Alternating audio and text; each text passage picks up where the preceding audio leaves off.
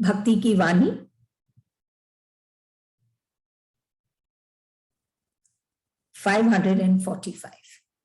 545 मैंने निराकार को नमस्कार कर साकार बना दिया।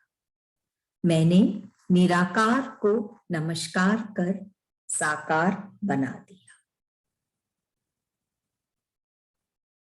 हमको क्या समझा रहे हैं गुरुदेव? निराकार और साकार। ये निराकार हम किसको कहते हैं? जिसका कोई आकार नहीं। और स्थूल के हर पदार्थ का एक कोई ना कोई आकार होता है। लंबाई, चौड़ाई, ऊंचाई, एक आकार होता है। और साकार और निराकार जिसका आकार नहीं होता है, वो है निराकार। बिना आकार के। बिना आकार के क्या हो सकता है? जो सूक्ष्म है, जैसे भाव, भावना, कोई भी भावना, उसका आकार नहीं होता। और आकार नहीं तो वो दिखता नहीं। साकार जिसका आकार है वो दिखता है। ये स्थूल की आंखों से हम उसको देख सकते हैं, साकार को, और निराकार को हम नहीं देख सकते। अब गुरुदेव क्या कहें? मैंने निराकार को नमस्कार कर साकार बना दिया। जो निराकार था, जिसका कोई आकार नहीं था, जो इन आंखों से देखा नहीं जा सकता था, ऐसा कोई को मैंने, वो भक्त ने साकार बना दिया। ईश्वर इन स्थूल आंखों से नहीं देखा जा सकता। ईश्वर को, ईश्वर तो एक निराकार रूप है। लेकिन जब वो भक्त उस ईश्वर के भाव से जुड़ता है, भावों से जुड़ता है, ईश्वर के प्रेम से जुड़ता है, कैसे? उनकी यादों से। जब वो जुड़ता है तब वो जो निराकार आकार है, जो निराकार फॉर्म है, ईश्वर का वो साकार होने लग जाता है। वो ऐसा होने लग जाता है जैसे वो दिख रहा है। वो उस भक्त के भीतर से प्रकट होने लग जाता है। वो निराकार भाव, वो निराकार ईश्वर, वो उस भक्त से झलकने लग जाता है। तभी वो कहते हैं कि मैंने निराकार को नमस्कार कर, ये निराकार भावों को मानकर, नमस्कार करके, उनको पाके, उनसे मिलकर, उनसे संयोग करके साकार बना दिया।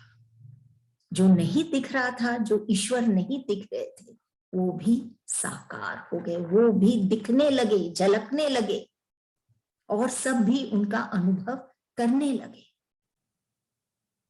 उस संत के पास, उस भक्त के पास जाकर।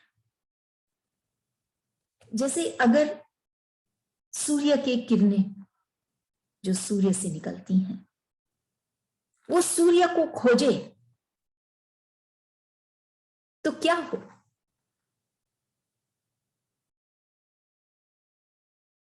अगर वो बिंदु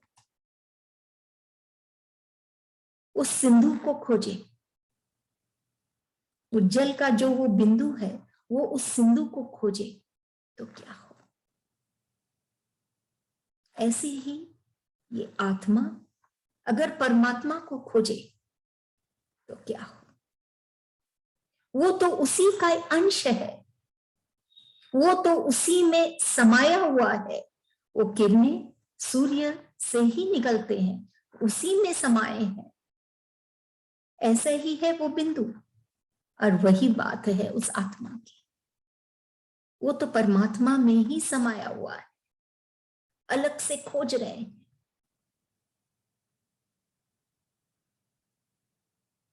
क्यों?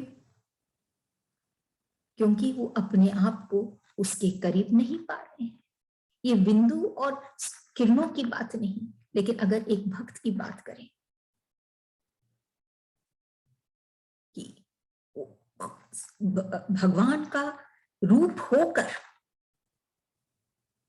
एक मनुष्य भगवान का रूप होकर भी वो भगवान को खोज रहा है। क्यों? क्योंकि वो निराकार में रमा नहीं, क्योंकि वो स्थूल में, साकार में वो ईश्वर को देखना चाहता है, और ईश्वर तो निराकार रूप है। वो भीतर में, उसके हृदय में, उसके आत्मा में ही उसका वास है। वहीं पे वो जब जुड़ता है अपनी आत्मा से, अपने अंतर मन से, तब वो निराकार से जुड़ता है और तब वो साकार हो पाता है। तब उसके पूरे तन में, उसके पूरे घट में वो ईश्वर ही समा जाता है और वो ईश्वर रूप ही हो जाता है। जैसे कहा गया है शायद गीता में भी कि हमारे पुण्य और प्रारब्ध के हिसाब से हमें ये नाव रूपी शरीर मिला है, और इसको, इस भव सागर को, जिसको हम संसार भी कहते हैं, पार करना है।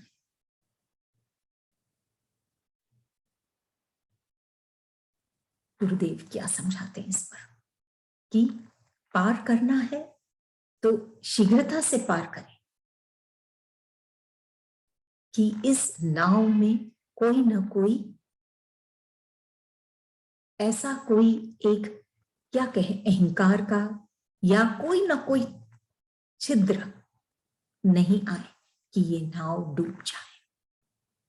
ये नाव डूब जाएगा तो फिर हम कैसे इस संसार के उस पार, इस भव सागर के उस पार हम जा सकेंगे?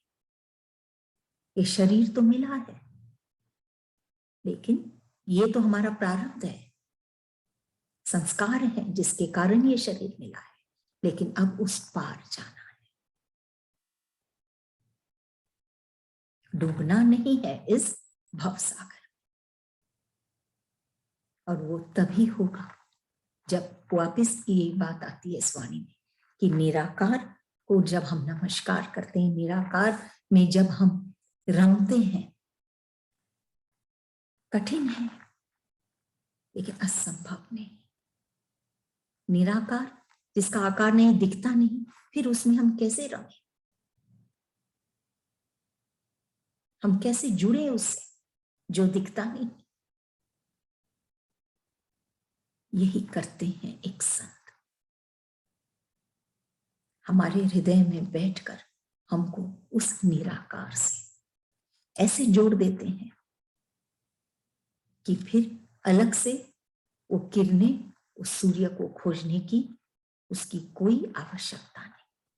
वो आत्मा परमात्मा से एक हो जाती है, एक हो जाती है तो वो सहजता से स्वतः अमर हो जाती है।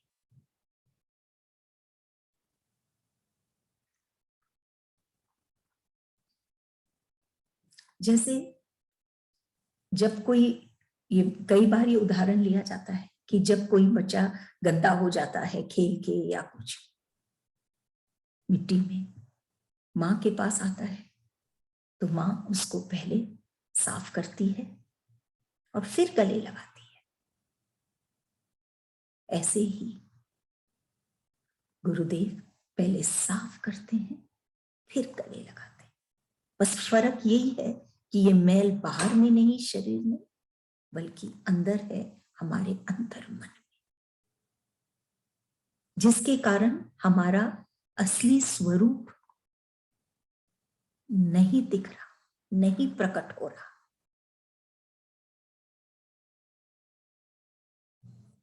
वो साफ करते हैं और फिर गले लगाते हैं। सारे अभाव, सारे विकार, विषय विकार, सारा भय, अहंकार, सब कुछ हटा देते हैं, साफ कर देते हैं। धीरे धीरे वो अपने आप में वो निखार पाता है, वो भक्त संत के चरणों में।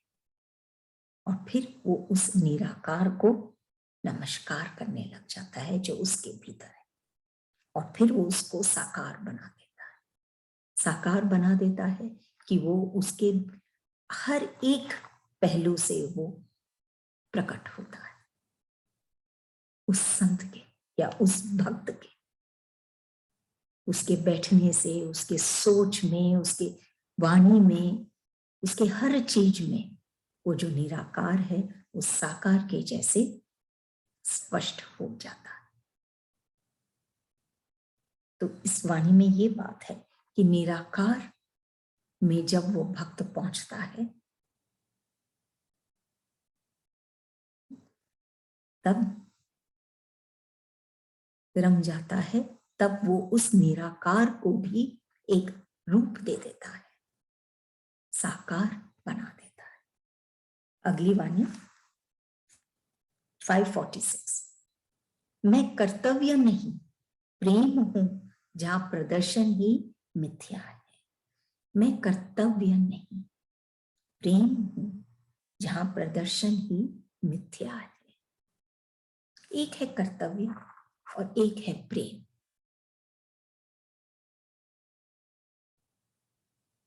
तो ईश्वर या ईश्वर रूपी संत क्या है? कहते हैं मैं कर्तव्य नहीं, मैं प्रेम हूं। कि ईश्वर जो है वो प्रेम रूप है और सिर्फ कर्तव्य से उसको पाया नहीं जा सकता, प्रेम करना आवश्यक है। कर्तव्य हम अपने अन्य साथियों के लिए करें और प्रेम हम ईश्वर से करें। लेकिन क्या होता है, हम कई बार प्रेम तो हम अपने साथी, अपने आजू बाजू सब साथियों के साथ करने लग जाते हैं, और कर्तव्य, ईश्वर को हम कर्तव्य में बांध देते हैं कि बस हमको ये चढ़ाना है, हमको ये करना है, हमको 5 बजे ये करना है, इतने माल, कर्तव्य में हम बांध देते हैं। भक्ति की वाणी है, गुरुदेव समझा रहे हैं कि कर्तव्य में हम ईश्वर को नहीं पा सकते, कर्म करके हम ईश्वर को नहीं पा सकते, प्रेम में ही हम ईश्वर को पा सकते हैं जहां प्रदर्शन ही मिथ्या है। प्रदर्शन करना ही मिथ्या है, सच नहीं, करना जरूरी नहीं, सच नहीं, आवश्यक नहीं, वो तो झूठ है। क्योंकि जब हम प्रेम करते हैं तो उसमें कोई प्रदर्शन होता ही नहीं, वो तो दिल से दिल की बात होती है, भक्त के हृदय से ईश्वर या उसके गुरु तक के हृदय तक की बात होती है। वहां प्रदर्शन का कोई बात ही नहीं, अंदर की बात है। मैं कर्तव्य नहीं प्रेम हूं जहां प्रदर्शन ही मिथ्या है। ये वाणी इंपॉर्टेंट है भक्ति के लिए, या जो भक्ति की राह पे चल रहे हैं। अगर हम कहें सिर्फ सोचें, हम यात्रा की हम सोचें तो हम नहीं पहुंचेंगे, हमको उठ के चलना पड़ेगा। ऐसे ही अगर हम सिर्फ भक्ति की सोचें तो हम उस मंजिल तक या उस लक्ष्य तक हम कैसे पहुंचेंगे? हमको चलना पड़ेगा, भीतर जाना पड़ेगा भक्ति के लिए, और गहराई में हमको अपने भीतर जाना पड़ेगा। और चलने से पहले हमको गंभीरता से सोचना होगा, वो तीव्रता लानी पड़ेगी, तभी हम ये भीतर की का ये जो यात्रा है ये हम आरंभ कर सकते हैं। मैं कर्तव्य नहीं प्रेम हूं। ईश्वर को पाना है तो बाहर में नहीं, हमको ये भीतर की यात्रा में निकलना पड़ेगा, जहां लक्ष्य है प्रेम। ईश्वर को पाना का तात्पर्य है ईश्वर के प्रेम को पाना। प्रेम से जब वो भक्त ओतप्रोत हो जाता है, फिर और कुछ बचता ही नहीं उसको पाने के लिए, और सब चीज उसके लिए बहुत छोटा या क्या कहें अनइम्पोर्टेंट हो जाता है, वो प्रेम से पूर्ण हो जाता है। अभी कोई भी ऐसा उसके अंदर में कोई भी ऐसा अभाव नहीं जो उसको नीचे की तरफ खींच रहा है, वो सिर्फ भाव में उड़ान भरता है। तो मैं कर्तव्य नहीं प्रेम हूं, ये हमको जानना जरूरी है कि ईश्वर सिर्फ कर्तव्य नहीं, वो कोई कर्तव्य का पात्र नहीं कि हम कर्तव्य किए तो हम उसको पा जाए। वो तो प्रेम है। वापस प्रेम एक निराकार भाव है, लेकिन उसमें जब हम रमेंगे, हर एक के भीतर भी है, क्योंकि ईश्वर ही हर एक के भीतर है। तो ये सवाल, हम ये प्रेम कहाँ पाएंगे, कैसे प्रेम हूं, अगर वो प्रेम है तो हम कैसे उसको पाएंगे, क्योंकि वो तो कोई रूप नहीं, वो तो कहीं ऐसा है नहीं कि मिलेगा। कर्तव्य में तो हम समझते हैं कि भाई मंदिर जाके या कहीं भी हमको एक स्थान है, एक क्लैरिटी है, लेकिन प्रेम, प्रेम तो असीम है, अनंत है, निराकार है। लेकिन बात यह है कि हर एक के भीतर है। ईश्वर को पाना है तो हर एक के भीतर ही उस भक्त को जाना पड़ेगा, देखना पड़ेगा। अपने इस दिल को, जैसे गुरुदेव कहते हैं कि अगर वो सिर्फ एक कांच का टुकड़ा रहेगा तो वो गर्म हो जाएगा, लोग उसको छूना नहीं चाहेंगे। लेकिन अगर वो दर्पण हो जाएगा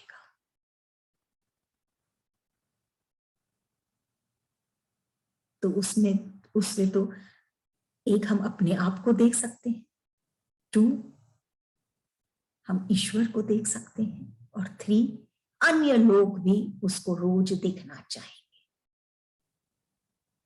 तो इस दिल को एक कांच के टुकड़े के जैसे नहीं, बल्कि एक दर्पण के जैसे हम बनाए। तब हम क्या देखेंगे? प्रभु का प्रेम हम महसूस कर पाएंगे, क्योंकि हम उसको देख पाएंगे भीतर में, हमारे इस हृदय में, इस दिल में हम ईश्वर को देख पाएंगे।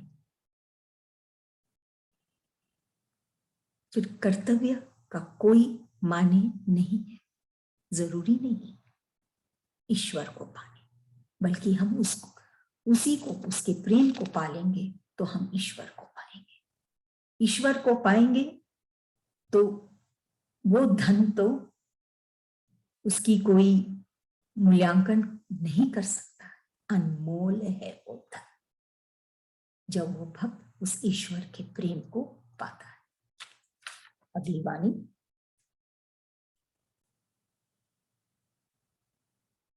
547। धनी के तो सभी बनते हैं, जो दीन का बने वही दीन बंधु भगवान। धनी के तो सभी बनते हैं, जो दीन का बने वही दीन बंधु भगवान। धन, यहां जिक्र की गई है धन। ये जो स्थूल धन है, जो धनवान है, जो व्यक्ति जिसके पास बहुत धन है, रुपए पैसे धन है, धनी के तो सभी बनते हैं। ऐसे लोग के हम देखते हैं अधिकतर संसार में कि सब उनके बन जाते हैं, उनके साथ हो लेते हैं, उनको मानने लग जाते हैं, उनके बन जाते हैं। जो दीन का बने वही दीन बंधु। कि ये तो सब लोगों की बात है, लेकिन भगवान वो तो दीन बंधु है। वो तो उसका है जो दीनहीन है, जिसके पास ये धन नहीं भी है, उसका है वो ईश्वर। कि जो धनी के तो सभी बनते हैं, लेकिन जो दीन का बने वही दीन बंधु। कोई एक बनता है, कोई कोई बनता है, और वो है भगवान, या फिर भगवान का स्वरूप जिसमें है, झलकता है वो संत, वो है दीन बंधु। वो सिर्फ उसी का ही नहीं होता जो धनी है, बल्कि जब वो दीनहीन है और जब वो इस दीन बंधु से जब जुड़ता है, उसका जब ये दीन बंधु हो जाता है, तो सबसे ज्यादा धनी तो वो हो जाता है। क्योंकि वो ऐसा धन पाता है जो स्थूल का नहीं, जो शाश्वत है, जो जितना बांटेगा उतना ही बढ़ेगा और हमेशा धनी बना रहेगा। कोई भी तरह का भाव नहीं रहेगा उसके पास। ऐसा है ये दीन बंधु। वो जब दीनों के पास जब उनका वो हो जाता है, अगर कोई धनवान है तो क्या वो इस भगवान को नहीं पा सकता? अगर ये सवाल हम अपने मन में लाएं, सोचें, तो धन, ये जो धन है ये बाहर का धन, भीतर से अगर वो दीनहीन हो जाएगा, भीतर में अगर उसकी वो नम्रता रहेगी, अहंकार शून्य रहेगा, तो भी वो उस दीन बंधु को पाएगा। क्योंकि जो दीन है उसका बनते हैं। बाहर से भी तो, भीतर से भी तो वो दीन हो सकता है। दीन मतलब अहंकार से रहित, वो है दीन, नम्र जो, हम्बल जो। फिर तो स्थूल का धन उसके पास हो, बहुत हो या न हो, ईश्वर तो उसी के बनते हैं, भगवान तो उसी के बनते हैं, वो दीन बंधु तो उसी का ही है जो दीन है।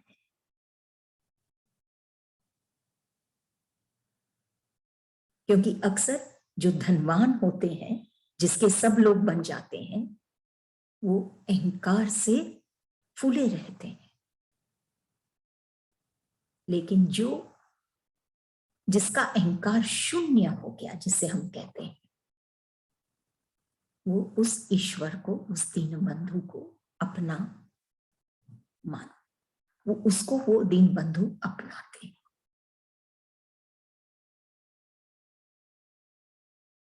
इस वाणी का यही तात्पर्य है कि हमको भीतर से, हमारे हृदय से हमको दीनहीन बनना है, हमको नम्र बनना है। फिर चाहे बाहर में धन हो चाहे नहीं, भीतर से जो वो दीन है, तो वो उस दीन बंधु का प्यार अवश्य पाएगा।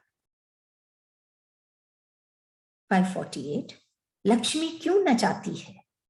क्योंकि वह स्वयं नाचती है प्रभु के समीप।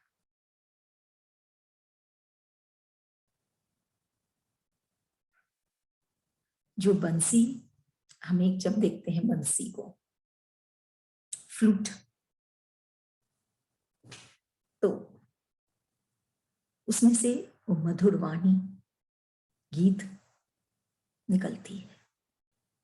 तो क्या ये जो मधुरता है ये उस बंसी की खासियत है या उसको बजाने वाले की कुशलता? वो तो उस बजाने वाले की ही कुशलता है। बंसी तो सिर्फ एक निमित्त है।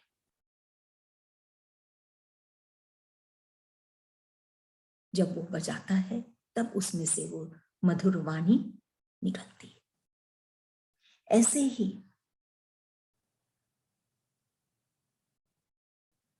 जिसके हृदय में गंगा बहती है, हम उदाहरण के रूप में हनुमान जी का भी ले सकते हैं कि उनके हृदय में श्री राम जी के चरण थे जहां से गंगा बहती थी। जिसके हृदय में, जो भक्त के हृदय में गंगा बहती है, तो ये बाहर की अग्नि उसको क्या जलाएगी? जिसके भीतर में ये गंगा बहती है, वो सुकून, वो जो भाव है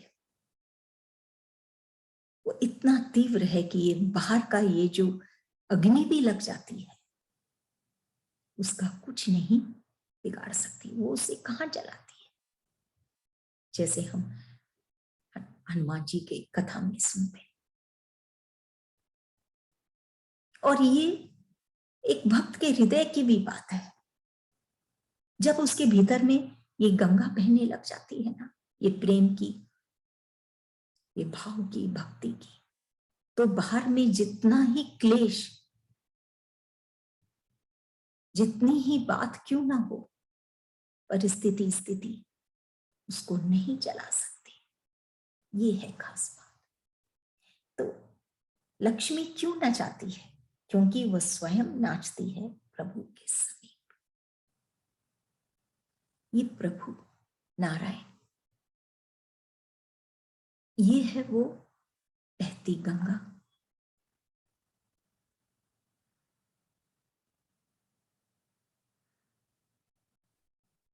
और नारायण के पास के चरणों में बैठती हैं लक्ष्मी, लक्ष्मी जी।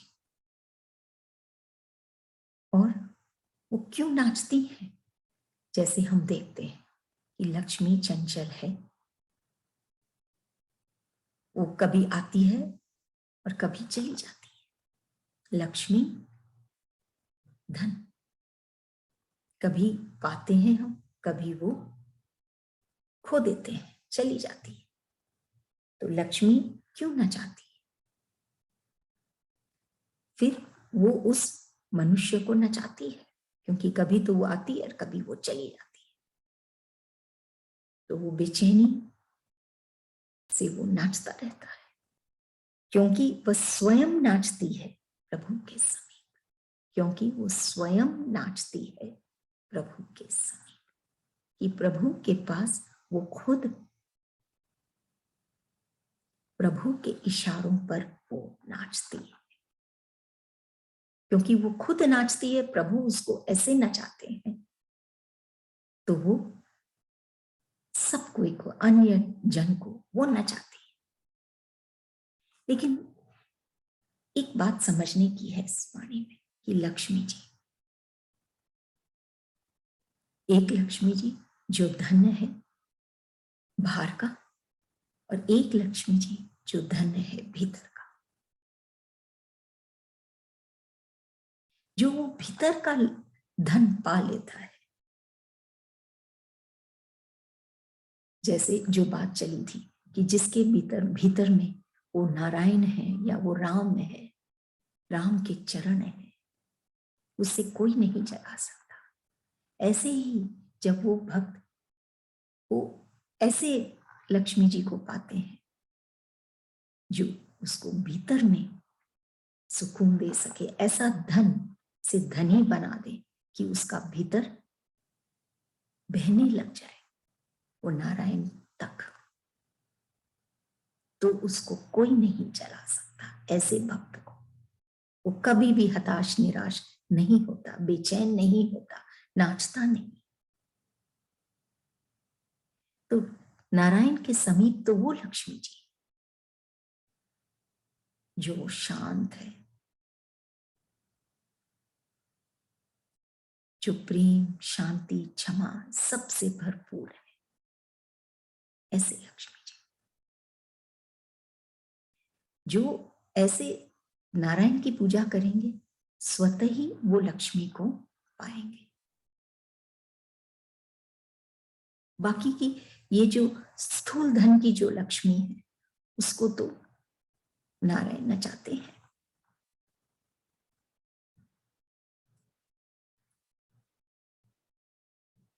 और फिर वो अलग, फिर वो इन टर्न लोगों को नचाती है। तो इस वाणी का तात्पर्य यही है, लक्ष्मी क्यों नाचाती है? क्योंकि वह स्वयं नाचती है प्रभु के समीप, कि हमको उस नारायण से जुड़ना है, कि हम वो ये लक्ष्मी, ऐसे लक्ष्मी को हम पाए जिससे हम वास्तव में धनवान हो जाए। एक बार हम उस धन को पा लेते हैं तो फिर हम कभी निर्धन नहीं होते। ऐसे धन को हम पाए, ये जो रहस्य है लक्ष्मी जी की, इसको जो जान लेता है वो पाता है। कौन सा रहस्य? पहले तो किसी ज्ञान इटसेल्फ एक रहस्य, पहले तो किसी किसी को ही दिया जाता था ये ज्ञान। अब सब कोई को मिलता है, कोई भी इस ज्ञान को पा सकता है, लेकिन इसका जो रहस्य है वो बहुत कम, अल्प लोगों के समीप ही खुलता है, प्रस्तुत होता है। ये ज्ञान का रहस्य, ये लक्ष्मी जी का रहस्य।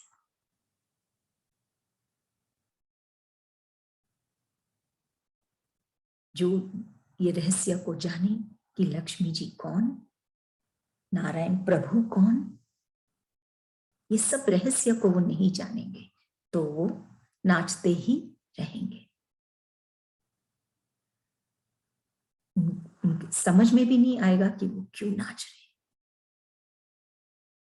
वो चाहते हैं लक्ष्मी, धन, लेकिन कौन सा धन?